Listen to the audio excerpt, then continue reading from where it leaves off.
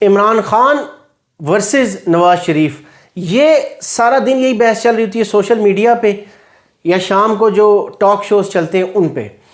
आज हम ज़रा उनको नंबर वाइज आपस में एक डिफरेंस चेक कर लेते हैं कि जो अपने टाइम पे दोनों ने काम किया, नंबर्स क्या कहते हैं। नंबर्स आपको पता है, नंबर्स कभी झूठ नहीं बोलते, नंबर किसी का सपोर्टर नहीं हो सकता।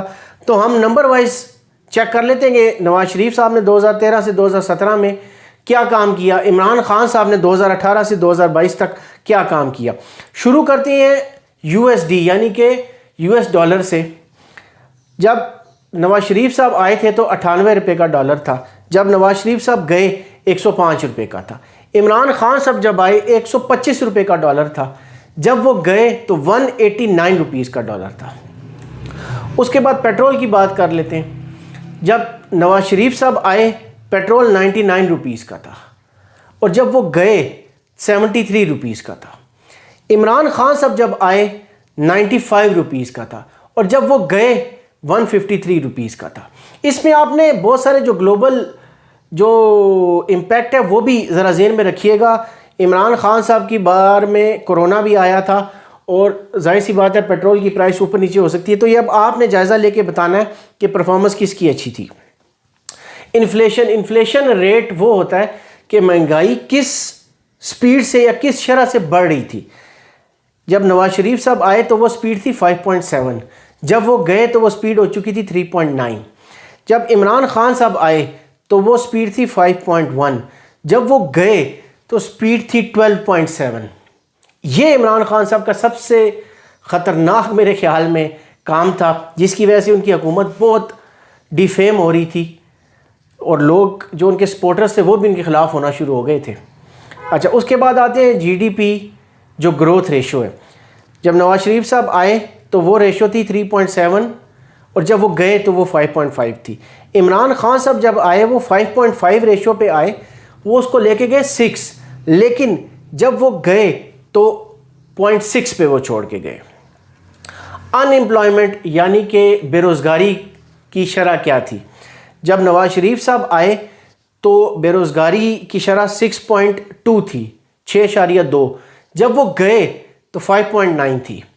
इमरान खान साहब जब आए थे तो 5.8 उनको शरह मिली थी, जब वो गए तो बेरोज़गारी 6.3 पे थी।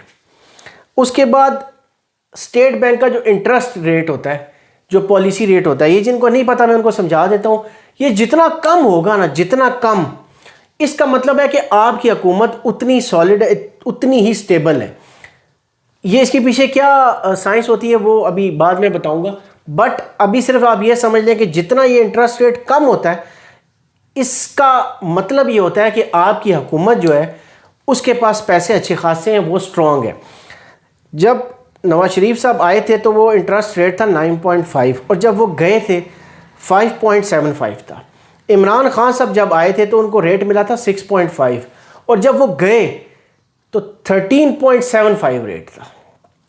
उसके बाद कैबिनेट साइज़, ये हम बड़ा सुनते हैं कि जी फ़ौज रखी हुई है और गरीब मुल्क है और ये और वो है।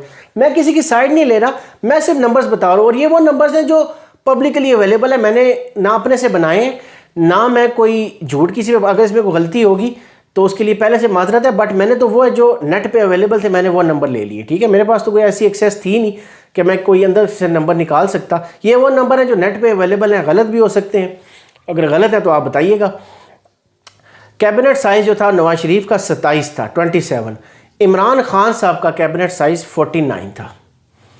उसके बाद कर्जा, जब नवाज शरीफ साहब आए 52 बिलियन डॉलर हमारे पे कर्जा था, जब वो गए तो 75 बिलियन डॉलर्स कर्जा हो गया। इमरान खान साहब जब आए तो 75 बिलियन डॉलर कर्जा था, जब वो गए 110 अरब डॉलर का हमारे पे कर्जा था। ये ग्रोथ अगर देखी जाए ना तो दोनों की तकरीबन सेम है। ये मैंने मोटे मोटे इंडिकेटर्स जो हैं, ये मोटा मोटा जो मैंने आपको डाटा दिया, ये वो है जो हमारे साथ रिलेट करते हैं, आम आवाम के साथ रिलेट करता है। ये वो डाटा मैंने आपको दिया। अब आप ये डिसाइड करें कि जिनके पीछे, या तो अगर आप सपोर्ट करें नवाज शरीफ साहब को तो आप ये देखें कि नवाज शरीफ साहब पाकिस्तान के लिए सूटेबल थे, और अगर आप सपोर्ट करें इमरान खान साहब को तो आप देखें कि इमरान खान साहब जब बातें तो अच्छी होती हैं करना, जब बंदा पावर में आता है तो उन्होंने वो करके भी दिखाया या नहीं दिखाया। तो ये अब आप पे है कि आप डिसाइड करें कि ज़्यादा हमारे मुल्क के लिए बेनिफिशियल कौन रहा।